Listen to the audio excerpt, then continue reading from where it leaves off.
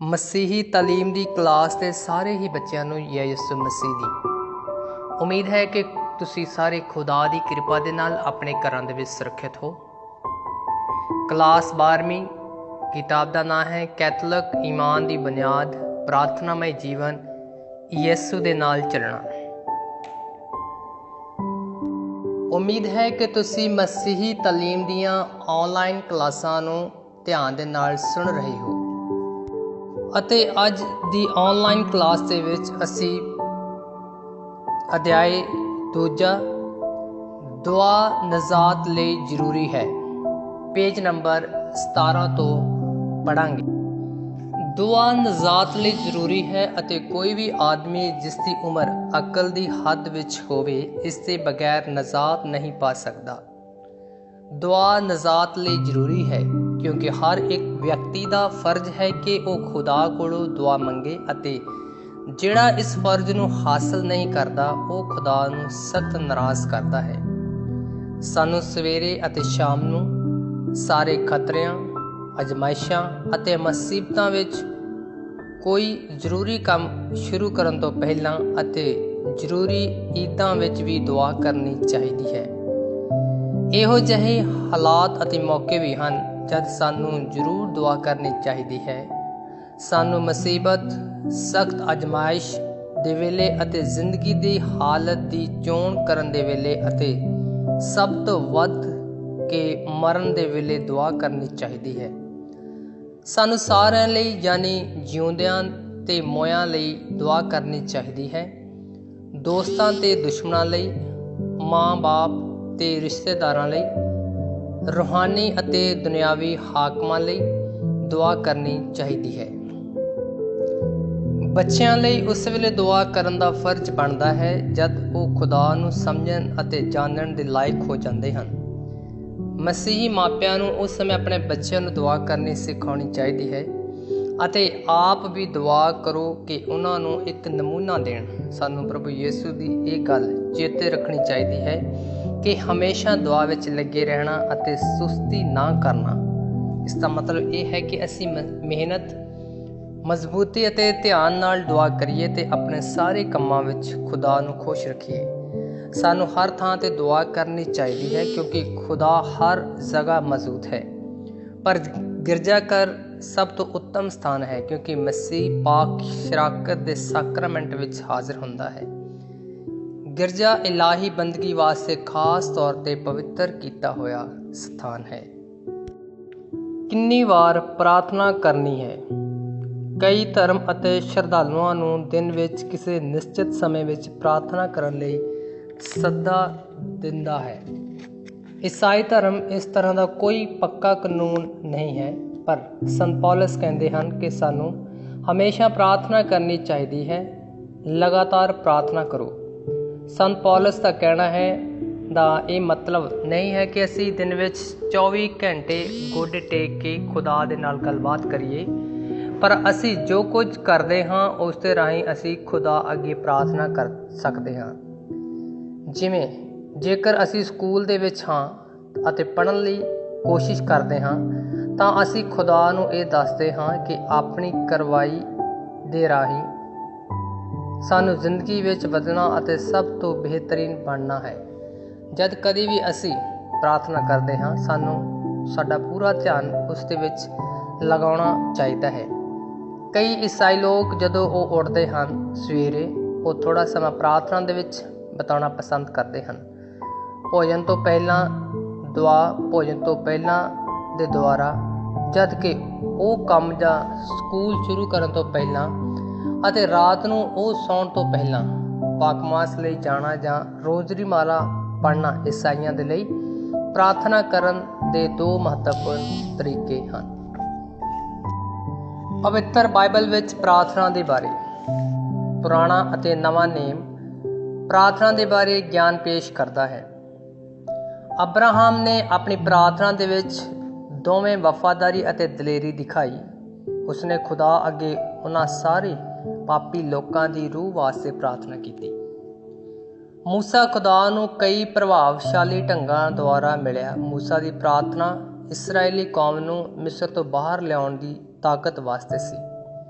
ਅਸੀਂ ਕੂਚ ਦੇ ਗ੍ਰੰਥ ਵਿੱਚ ਪੜ੍ਹਦੇ ਹਾਂ ਕਿ ਮੂਸਾ ਨੇ ਖੁਦਾ ਦੇ ਨਾਲ ਬੜੇ ਲੰਮੇ ਸਮੇਂ ਤੱਕ ਗੱਲਬਾਤ ਕੀਤੀ, ਜਿਵੇਂ ਕਿ ਇੱਕ ਦੋਸਤ ਦੇ ਨਾਲ ਗੱਲਬਾਤ ਕਰ ਰਿਹਾ ਹੋਵੇ।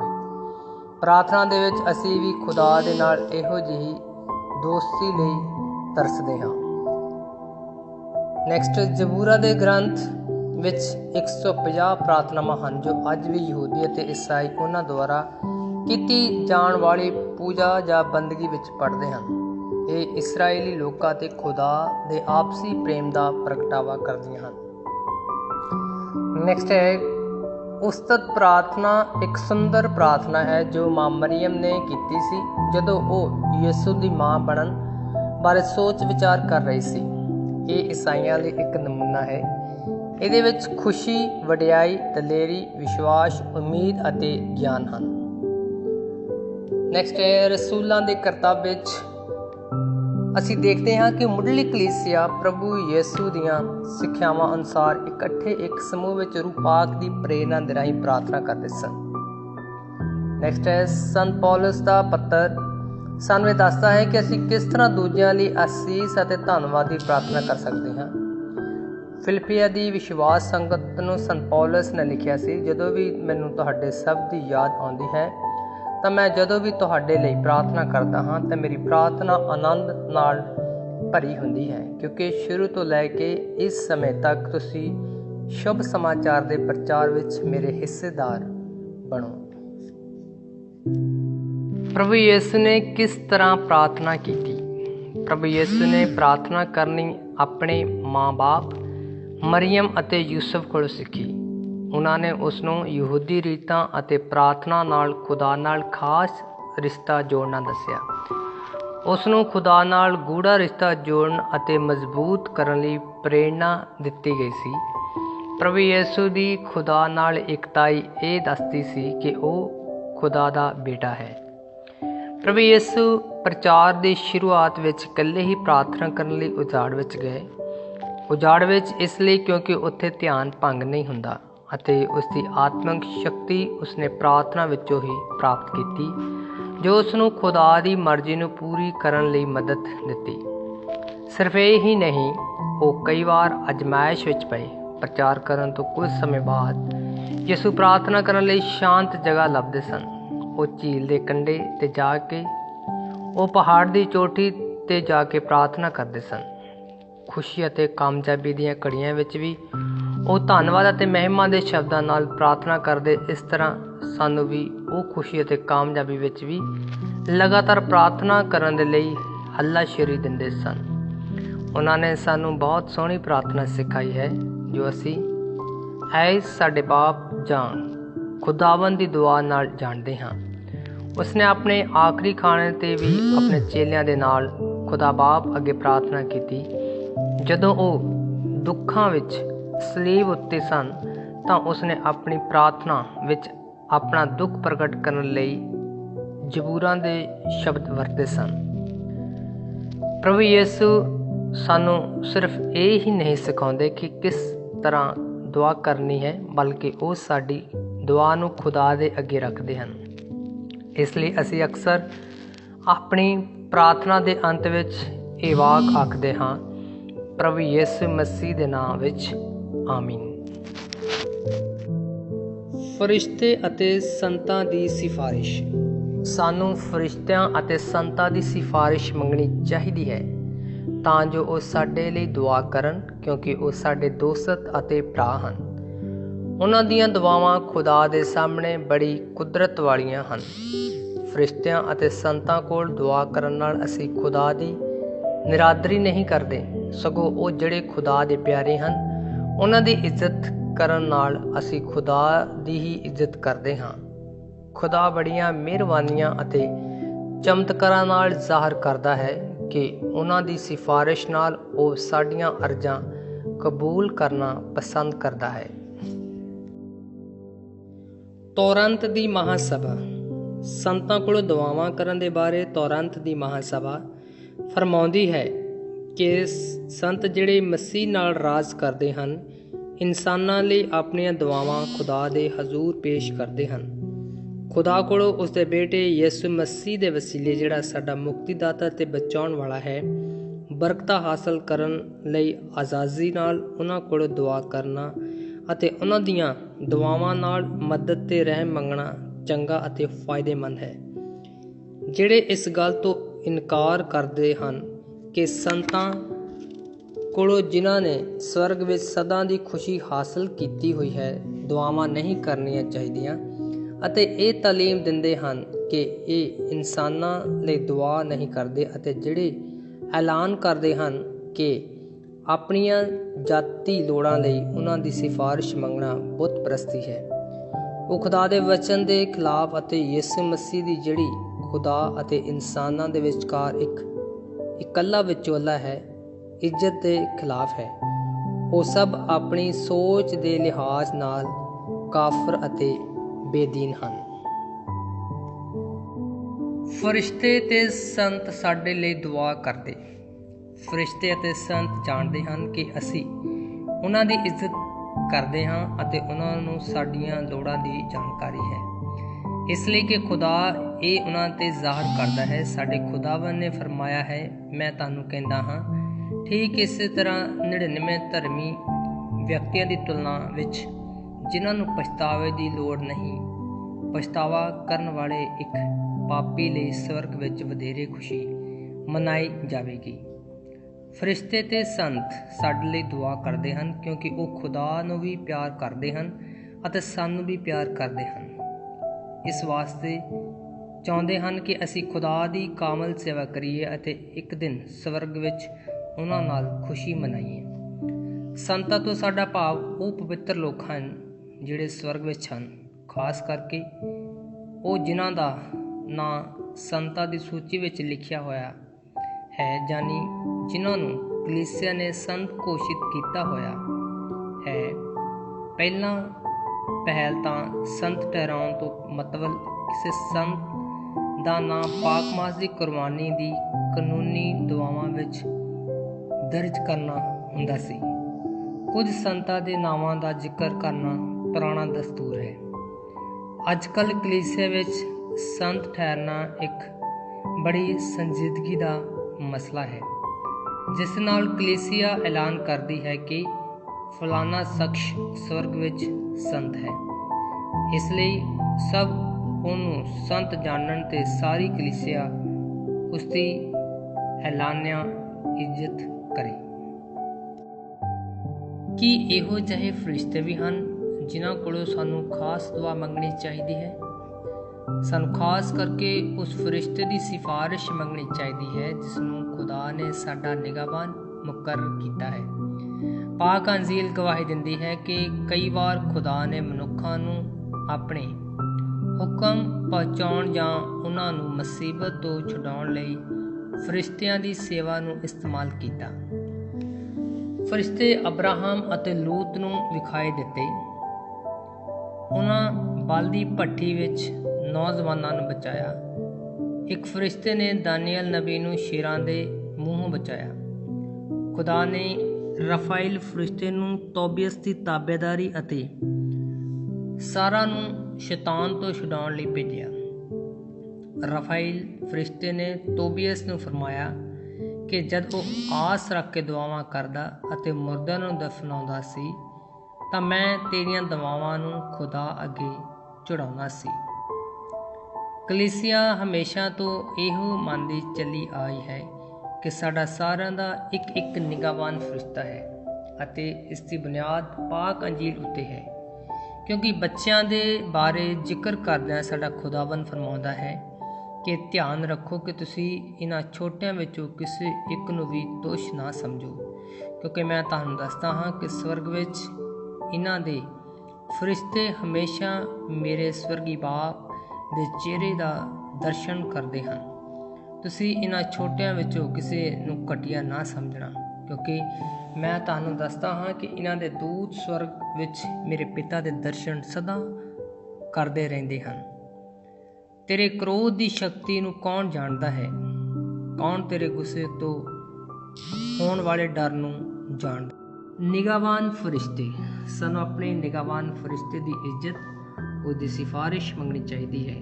उसका शुक्र ਅਤੇ गुनाह ਜਿਹੜਾ कि उसनू दुखी ਜਾਂ नाराज़ करता है तो बचण ਲਈ दुआ करनी चाहिए है। गुनाह इन्हां अर्थां ਵਿੱਚ ਸਾਡੇ ਨਿਗਾਹਵਾਨ ਫਰਿਸ਼ਤੇ ਨੂੰ ਦੁਖੀ ਜਾਂ ਨਾਰਾਜ਼ ਜਾਂ ਉਦਾਸ ਨਹੀਂ ਕਰਦਾ ਜਿਸ ਤਰ੍ਹਾਂ ਉਹ ਸੱਚਮੁੱਚ ਦੁਖੀ ਹੁੰਦਾ ਹੋਵੇ, ਕਿਉਂਕਿ ਉਹ ਤਾਂ ਹਮੇਸ਼ਾ ਬਹਿਸ਼ਤ ਦੀ ਖੁਸ਼ੀ ਮਨਾਉਂਦਾ ਹੈ। ਇਸ ਦਾ ਇਹ ਮਤਲਬ ਹੈ ਕਿ ਉਹ ਗੁਨਾਹ ਨੂੰ ਪਸੰਦ ਨਹੀਂ ਕਰਦਾ ਅਤੇ ਉਸ ਦੀ ਨਜ਼ਰ ਵਿੱਚ ਸਾਡੀ ਰੂਹ ਦੀ ਖੂਬਸੂਰਤੀ ਨੂੰ ਘੱਟ ਕਰਦਾ ਹੈ। ਸੰਤਾਂ ਦੀ ਖਾਸ ਇੱਜ਼ਤ। ਸਾਨੂੰ ਖਾਸ ਤੌਰ 'ਤੇ ਧੰਨ ਕੁਆਰੀ ਮਰੀਅਮ, ਖੁਦਾ ਦੀ ਮਾਂ, ਸੰਤ ਯੂਸਫ ਅਤੇ ਆਪਣੇ ਨਾਮ ਦੇ ਸੰਤ ਦੀ ਖਾਸ ਇੱਜ਼ਤ ਕਰਨੀ ਚਾਹੀਦੀ ਹੈ। ਸਾਨੂੰ ਸੰਤ ਯੂਸਫ ਦੀ ਇੱਜ਼ਤ ਖਾਸ ਤੌਰ 'ਤੇ ਇਸ ਲਈ ਕਰਨੀ ਚਾਹੀਦੀ ਹੈ। ਨੰਬਰ 1, ਕਿਉਂਕਿ ਖੁਦਾ ਨੇ ਉਸਨੂੰ ਆਪਣਾ ਪਾਲਣਹਾਰ ਬਾਪ ਚੁਣਿਆ ਹੈ।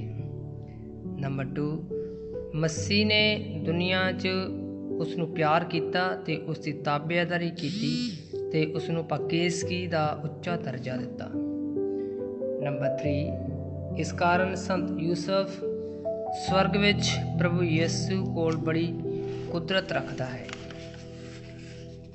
ਕਲੀਸਿਆ ਸੰਤ ਯੂਸਫ ਨੂੰ ਆਪਣਾ ਮਦਦਗਾਰ ਜਾਂ ਖਾਸ ਸਮਝ ਕੇ ਉਸ ਦੀ ਇੱਜ਼ਤ ਕਰਦੀ ਹੈ। ਮਾਰਚ ਦਾ ਸਾਰਾ ਮਹੀਨਾ ਉਸ ਦੀ ਖਾਸ ਇੱਜ਼ਤ ਲਈ ਠਹਿਰਾਇਆ ਹੈ। ਉਸ ਦੀ ਇੱਜ਼ਤ ਵਿੱਚ 2 ਈਦਾਂ ਮੁਕਰਰ ਹਨ, 19 ਮਾਰਚ ਅਤੇ 1 ਮਈ। ਸਾਡੇ ਖਾਸ ਸੰਤ ਇਹ ਹਨ। ਨੰਬਰ 1, ਉਹ ਸੰਤ ਜਿਨ੍ਹਾਂ ਦਾ ਨਾਂ ਸਾਨੂੰ ਦਿੱਤਾ ਗਿਆ ਹੈ। ਨੰਬਰ 2, ਉਹ ਸੰਤ ਜਿਨ੍ਹਾਂ ਨੂੰ ਸਾਡੀ ਡਾਇਓਸੀਸ ਅਤੇ ਇਲਾਕਿਆਂ ਦੀ ਖਾਸ ਨਿਗਰਾਨੀ ਸੌਂਪੀ ਗਈ ਹੈ। ਨੰਬਰ 3, ਉਹ ਸੰਤ ਜਿਹੜੇ ਸਾਡੇ ਕੰਮਕਾਰ ਜਾਂ ਜ਼ਿੰਦਗੀ ਦੀ ਹਾਲਤ ਦੇ ਜਿਸ ਨਾਲ ਅਸੀਂ ਸੰਬੰਧਿਤ ਹਾਂ ਖਾਸ ਨਿਗਰਾਨ ਚੁਣੇ ਗਏ ਹਨ, ਜਿਸ ਤਰ੍ਹਾਂ ਸੰਤ ਯੂਸਫ ਮਜ਼ਦੂਰਾਂ ਦਾ ਅਤੇ ਸੰਤ ਇਲੀਆਸ ਜਵਾਨਾਂ ਦਾ ਖਾਸ ਹੈ।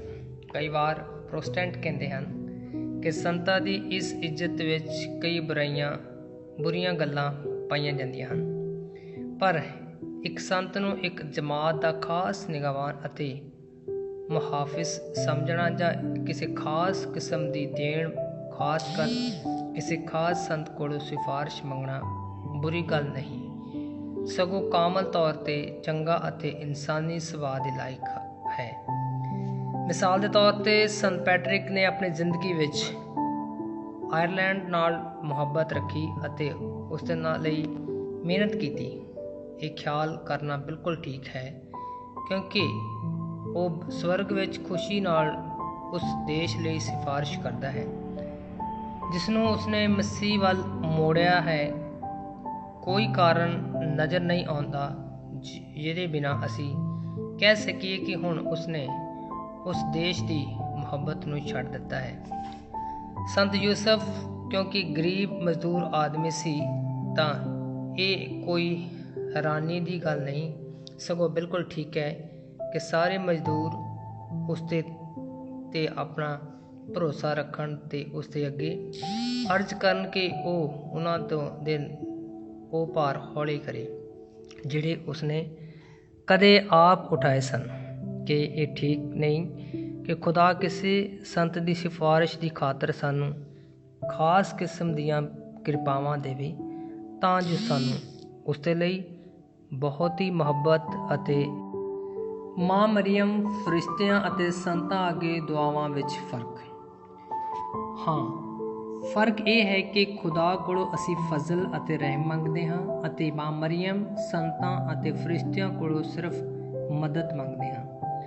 ਸਾਡੀਆਂ ਦੁਆਵਾਂ ਦੀ ਸੂਰਤ ਵਿੱਚ ਇਹ ਫਰਕ ਇਸ ਤਰ੍ਹਾਂ ਜ਼ਾਹਰ ਕੀਤਾ ਗਿਆ ਹੈ ਕਿ ਜਦ ਅਸੀਂ ਖੁਦਾ ਕੋਲੋਂ ਦੁਆ ਮੰਗਦੇ ਹਾਂ ਤਾਂ ਕਹਿੰਦੇ ਹਾਂ ਕਿ ਸਾਡੇ ਉੱਤੇ ਰਹਿਮ ਕਰ, ਸਾਨੂੰ ਅਨਾਇਤ ਕਰ। ਕੁਆਰੀ ਮਰੀਅਮ ਅਤੇ ਸੰਤਾਂ ਨੂੰ ਕਹਿੰਦੇ ਹਾਂ ਕਿ ਸਾਡੇ ਲਈ ਦੁਆ ਕਰੋ, ਸਾਡੇ ਲਈ। ਕਿ ਖੁਦਾ ਹਮੇਸ਼ਾ ਸਾਡੀਆਂ ਪ੍ਰਾਰਥਨਾਵਾਂ ਦਾ ਉੱਤਰ ਦਿੰਦਾ ਹੈ?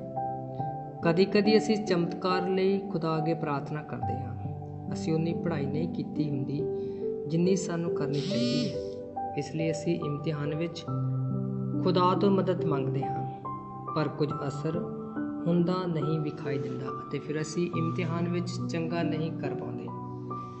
ਅਸੀਂ ਪ੍ਰਾਰਥਨਾ ਉਹਨਾਂ ਦੀ ਚੰਗਿਆਈ ਲਈ ਕਰਦੇ ਹਾਂ ਜਿਨ੍ਹਾਂ ਨੂੰ ਅਸੀਂ ਬਹੁਤ ਪਿਆਰ ਕਰਦੇ ਹਾਂ, ਪਰ ਕਦੀ ਉਹ ਗੰਭੀਰ ਬਿਮਾਰੀ ਨਾਲ ਮਰ ਜਾਂਦੇ ਹਨ।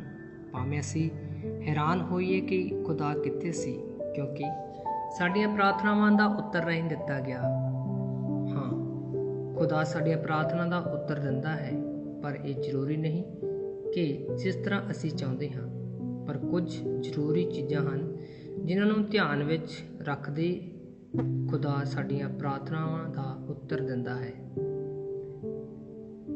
ਸਾਡੇ ਪੁੱਛਣ ਤੋਂ ਪਹਿਲਾਂ ਹੀ ਖੁਦਾ ਸਾਡੀਆਂ ਲੋੜਾਂ ਨੂੰ ਜਾਣਦਾ ਹੈ। ਤੁਸੀਂ ਭਾਵੇਂ ਇਮਤਿਹਾਨ ਦੀ ਸਫਲਤਾ ਲਈ ਪ੍ਰਾਰਥਨਾ ਕੀਤੀ ਹੋਵੇ, ਪਰ ਭਾਵੇਂ ਤੁਸੀਂ ਇਹ ਧਿਆਨ ਵਿੱਚ ਨਾ ਲਿਆਏ ਹੋਵੋ ਕਿ ਤੁਹਾਨੂੰ ਪਹਿਲਾਂ ਹੀ ਬਹੁਤ ਸਾਰੇ ਮੌਕੇ ਮਿਲ ਗਏ ਸਨ ਯਾਦ ਕਰਨ ਲਈ, ਜਿਵੇਂ ਕਲਾਸ ਵਿੱਚ ਧਿਆਨ ਦੇਣਾ, ਸਕੂਲ ਦਾ ਕੰਮ ਘਰ ਵਿੱਚ ਕਰਨਾ ਅਤੇ ਉਸ ਦੀ ਦੁਹਰਾਈ ਕਰਨ ਲਈ ਕੋਈ ਯੋਜਨਾ ਬਣਾਉਣਾ। ਖੁਦਾ ਇੱਕ ਜਾਦੂਗਰ ਨਹੀਂ ਹੈ ਜੋ ਸਾਡੀ ਹਰ ਇੱਕ ਇੱਛਾ ਪੂਰੀ ਕਰੇਗਾ। ਖੁਦਾ ਸਾਨੂੰ ਆਪਣੇ ਲਕਸ਼ ਨੂੰ ਪ੍ਰਾਪਤ ਕਰਨ ਲਈ ਆਪਣੇ ਹਿੱਸੇ ਦਾ ਕੰਮ ਕਰਨ ਲਈ ਕਹਿੰਦਾ ਹੈ, ਗੰਭੀਰ ਬਿਮਾਰੀਆਂ ਵਿੱਚੋਂ ਬਚਣ ਲਈ ਅਤੇ ਦੂਜੇ ਲੋਕਾਂ ਨੂੰ ਇਹ ਲੱਗਣ ਤੋਂ ਬਚਾਉਣ ਲਈ। ਖੁਦਾ ਨੇ ਸਾਨੂੰ ਬਹੁਤ ਸਾਰੇ ਮਾਧਿਅਮ ਅਤੇ ਯੋਗਤਾ ਦਿੱਤੀ ਹੈ, ਪਰ ਮੌਤ ਇੱਕ ਇਨਸਾਨ ਦੀ ਜ਼ਿੰਦਗੀ ਦਾ ਹਿੱਸਾ ਹੈ। ਆਪਣੀ ਜ਼ਿੰਦਗੀ ਦੇ ਅੰਤ ਨੂੰ ਪਿਆਰਾ ਅਤੇ ਪਵਿੱਤਰ ਸਮਾਂ ਬਣਾਉਣ ਲਈ ਅਸੀਂ ਪ੍ਰਾਰਥਨਾ ਕਰਦੇ ਹਾਂ। ਜਦੋਂ ਕਦੀ ਵੀ ਅਸੀਂ ਮੁਸ਼ਕਲ ਹਾਲਾਤਾਂ ਵਿੱਚ ਹੁੰਦੇ ਹਾਂ, ਖੁਦਾ ਸਾਡੇ ਨਾਲ ਹੁੰਦਾ ਹੈ, ਪਰ ਖੁਦਾ ਸਾਡੀ ਇੱਛਾ ਨੂੰ ਸਾਡੇ ਤੋਂ ਦੂਰ ਨਹੀਂ ਕਰਦਾ, ਜਿਹੜੀ ਸਾਨੂੰ ਇਮਤਿਹਾਨ ਦੀ ਤਿਆਰੀ ਤੋਂ ਇਲਾਵਾ ਹੋਰ ਚੀਜ਼ਾਂ ਕਰਨ ਲਈ ਕਹਿੰਦੀ ਹੈ। ਕਦੀ ਇਸ ਤਰ੍ਹਾਂ ਹੋਣਾ ਸਾਡੇ ਲਈ ਸਭ ਤੋਂ ਚੰਗਾ ਹੋ ਸਕਦਾ ਹੈ ਕਿ ਲੰਮੀ ਦੌੜ ਲਈ ਸਾਨੂੰ ਛੋਟੀ ਦੌੜ ਵਿੱਚ ਅਸਫਲ ਹੋਣਾ ਪਵੇ। ਜੇਕਰ ਅਸੀਂ ਇਮਤਿਹਾਨ ਵਿੱਚ ਬਹੁਤਾ ਬੁਰਾ ਕਰੀਏ ਕਿਉਂਕਿ ਅਸੀਂ ਚੰਗੀ ਤਰ੍ਹਾਂ ਪੜ੍ਹਾਈ ਨਹੀਂ ਕੀਤੀ ਸੀ, ਤਾਂ ਅਸੀਂ ਇਹ ਯਾਦ ਕਰ ਲੈਂਦੇ ਹਾਂ ਕਿ ਇਹ ਸਾਡੇ ਕੰਮਾਂ ਦਾ ਹੀ ਨਤੀਜਾ ਹੈ। ਆਪਣੀਆਂ ਗਲਤੀਆਂ ਤੋਂ ਸਿੱਖਣ ਨਾਲ ਅਸੀਂ ਬਹੁਤ ਮਜ਼ਬੂਰ ਬਣ ਸਕਦੇ ਹਾਂ ਅਤੇ ਹਮੇਸ਼ਾ ਖੁਦਾ ਦੀ ਆਵਾਜ਼ ਉੱਤਰ ਵਿੱਚ ਨਹੀਂ ਸੁਣ ਸਕਦੇ ਹਾਂ, ਕਿਉਂਕਿ ਅਸੀਂ ਧਿਆਨ ਹਟਾ ਲੈਂਦੇ ਹਾਂ। ਸਾਡੀ ਜ਼ਿੰਦਗੀ ਸ਼ੋਰ ਸ਼ਰਾਬੇ ਵਿੱਚ ਵਿਅਸਤ ਹੁੰਦੀ ਹੈ। ਸਾਨੂੰ ਆਪਣੀ ਜ਼ਿੰਦਗੀ ਵਿੱਚ ਖੁਦਾ ਦੇ ਸੰਕੇਤ ਸੁਣਨ ਅਤੇ ਦੇਖਣ ਦੀ ਲੋੜ ਹੈ। ਸਾਨੂੰ ਆਪਣੇ ਸੁਣਨ ਲਈ ਸਮਾਂ ਲੈਂਦੇ ਹਾਂ ਤਾਂ ਅਸੀਂ ਖੁਦਾ ਦੇ ਉੱਤਰ ਨੂੰ ਆਪਣੀਆਂ ਪ੍ਰਾਰਥਨਾਵਾਂ ਵਿੱਚ ਸਾਫ਼-ਸਾਫ਼ ਸੁਣ ਸਕਦੇ ਹਾਂ। ਪ੍ਰਾਰਥਨਾ ਦੁਨੀਆ ਦੀ ਕਿਵੇਂ ਮਦਦ ਕਰਦੀ ਹੈ? ਪ੍ਰਾਰਥਨਾ ਸਾਡੀ ਪਾਪੀ ਦੁਨੀਆ ਨੂੰ ਚੰਗਾ ਕਰਨ ਵਿੱਚ ਮਦਦ ਕਰਦੀ ਹੈ। ਪ੍ਰਾਰਥਨਾ ਸਾਨੂੰ ਖੁਦਾ ਦੇ ਨੇੜੇ ਲਿਆਉਂਦੀ ਹੈ। ਖੁਦਾ ਸਾਡੇ ਤੋਂ ਚਾਹੁੰਦਾ ਹੈ ਕਿ ਅਸੀਂ ਸਾਰੀ ਦੁਨੀਆ ਵਿੱਚ ਜਾ ਕੇ ਅਤੇ ਇਸ ਨੂੰ ਸੁੰਦਰ ਅਤੇ ਸੰਪੂਰਨ ਬਣਾਈਏ। ਦੂਸਰੇ ਸ਼ਬਦਾਂ ਵਿੱਚ, ਖੁਦਾ ਸਾਨੂੰ ਪ੍ਰਾਰਥਨਾ ਵਿੱਚ ਪ੍ਰੇਰਨਾ ਦਿੰਦਾ ਹੈ ਕਿ ਜਿਸ ਕਰਕੇ ਅਸੀਂ ਨਿਆਂ ਅਤੇ ਪਿਆਰ ਦੇ ਕੰਮ ਦੂਸਰਿਆਂ ਦੇ ਲਈ ਕਰਦੇ ਹਾਂ। ਬਹੁਤ ਸਾਰੇ ਮਹਾਨ ਆਦਮੀ ਅਤੇ ਔਰਤਾਂ ਜਿਵੇਂ ਸੰਤ ਫਰਾਂਸਿਸ, ਸੰਤ ਵਿਨਸੈਂਟ ਡੀ ਪਾਲ, ਮਹਾਤਮਾ ਗਾਂਧੀ ਅਤੇ ਧੰਨ ਮਦਰ ਤਰੇਸਾ ਵਰਗੇ ਮਹਾਨ ਔਰਤਾਂ ਅਤੇ ਆਦਮੀ ਸ਼ਾਮਲ ਹਨ, ਜਿਨ੍ਹਾਂ ਨੇ ਆਪਣੇ ਭਗਤੀ ਭਾਵਨਾ ਵਾਲੇ ਜੀਵਨ ਵਿੱਚ ਨਿਰੰਤਰ ਰਹਿ ਕੇ ਗਰੀਬਾਂ ਅਤੇ ਬੇਘਰਾਂ ਅਤੇ ਭੁੱਖਿਆਂ ਲੋਕਾਂ ਦੀ ਮਦਦ ਕੀਤੀ। ਪ੍ਰਾਰਥਨਾ ਸਾਡਾ ਰੂਹਾਨੀ ਭੋਜਨ ਹੈ, ਜਿਹੜੀ ਸਾਨੂੰ ਬੇਇਨਸਾਫੀ ਦੀ ਹਾਲਤ ਵਿੱਚ ਵੀ ਸਹੀ ਚੀਜ਼ਾਂ ਕਰਨ ਲਈ ਤਾਕਤ ਦਿੰਦੀ ਹੈ। ਪ੍ਰਾਰਥਨਾ ਦੂਜਿਆਂ ਦੀ ਮਦਦ ਕਰਨ ਲਈ ਸਾਡੀ ਮਦਦ ਕਰਦੀ ਹੈ। ਜਦੋਂ ਅਸੀਂ ਦੂਜਿਆਂ ਲਈ ਪ੍ਰਾਰਥਨਾ ਕਰਦੇ ਹਾਂ ਤਾਂ ਅਸੀਂ ਖੁਦਾ ਨੂੰ ਇਹ ਦੱਸ ਰਹੇ ਹੁੰਦੇ ਹਾਂ ਕਿ ਅਸੀਂ ਉਹਨਾਂ ਲਈ ਫਿਕਰਮੰਦ ਹਾਂ ਜਿਹੜੇ ਲੋਕਾਂ ਨੂੰ ਖਾਸ ਦੇਖਭਾਲ ਦੀ ਲੋੜ ਹੈ। ਪ੍ਰਾਰਥਨਾ ਸਾਡੀ ਆਪਣੀ ਜ਼ਿੰਦਗੀ ਵਿੱਚ ਉਮੀਦ ਅਤੇ ਸੰਤੁਲਨ ਲਿਆਉਂਦੀ ਹੈ। ਅਸੀਂ ਬਹੁਤ ਵਿਅਸਤ ਲੋਕ ਹਾਂ ਜਿਨ੍ਹਾਂ ਨੂੰ ਬਹੁਤ ਸਾਰੇ ਵੱਖ-ਵੱਖ ਕੰਮ ਹੁੰਦੇ ਹਨ, ਜਿਵੇਂ ਸਕੂਲ, ਖੇਡਾਂ, ਵਾਤਾਵਰਨ ਜਾਂ ਫਿਰ ਦੋਸਤਾਂ ਨਾਲ ਇੱਧਰ ਉੱਧਰ ਘੁੰਮਣਾ ਆਦਿ। ਇੱਥੇ ਪਰਿਵਾਰ ਦੇ ਨਾਲ ਅਤੇ ਆਰਾਮ ਕਰਨ ਲਈ ਵੀ ਸਮਾਂ ਹੈ। ਪਰ ਕਦੇ ਅਸੀਂ ਇਹਨਾਂ ਚੀਜ਼ਾਂ ਨੂੰ ਕਰਦਿਆਂ ਬਹੁਤ ਵਿਅਸਤ ਹੋ ਜਾਂਦੇ ਹਾਂ ਅਤੇ ਅਸੀਂ ਆਪਣੀ ਜ਼ਿੰਦਗੀ ਦੇ ਉਦੇਸ਼ ਅਤੇ ਮਕਸਦ ਦੇ ਰਸਤੇ ਨੂੰ ਗਵਾ ਲੈਂਦੇ ਹਾਂ। ਕੁਝ ਸਮਾਂ ਪ੍ਰਾਰਥਨਾ ਵਿੱਚ ਖੁਦਾ ਨਾਲ ਇਕੱਲੇ ਬੈਠਣਾ ਸਾਡੀ ਯਾਦ ਕਰਨ ਵਿੱਚ ਮਦਦ ਕਰਦਾ ਹੈ ਕਿ ਜ਼ਿੰਦਗੀ ਵਿੱਚ ਸਭ ਤੋਂ ਮਹੱਤਵਪੂਰਨ ਕੀ ਹੈ। ਸੋ ਉਮੀਦ ਹੈ ਕਿ ਆਪ ਸਭ ਨੂੰ ਅਧਿਆਇ 2 ਦੁਆ ਨਜ਼ਾਤ ਲਈ ਜ਼ਰੂਰੀ ਆਪ ਸਭ ਨੂੰ ਸਮਝ ਲੱਗ ਗਈ ਹੋਵੇਗੀ।